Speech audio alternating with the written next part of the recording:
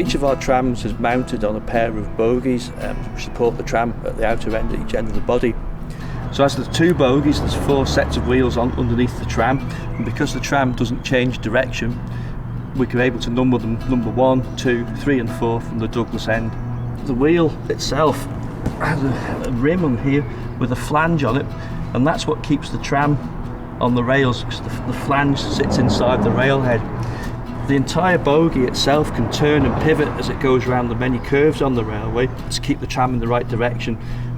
The combination of the flanges on the wheels and the turning of the bogies will keep the tram moving along. So the driver, all he's got to worry about is the speed and braking of the tram. Inside the bogie here, there's 2 motors. So the tram has got 4 motors. These are 25 horsepower motors. So in total there's 100 horsepower on this particular tram, which is powerful, enables the tram to go up the steep gradients on the railway. And the motors are turned in opposite directions in each axle, so that the power from the motors is equal inside the bogie. To ensure a comfortable ride for the passengers, there's springing in here and also on the axle box here. And if I open the axle box up, you can see inside there the end of the axle. This is a brass bearing which is mounted on top of the axle, and there's the end of the axle itself. And inside there is wadding. So once a week what we do is get the oil can, pour oil into the axle box, and the wadding lubricates the axle.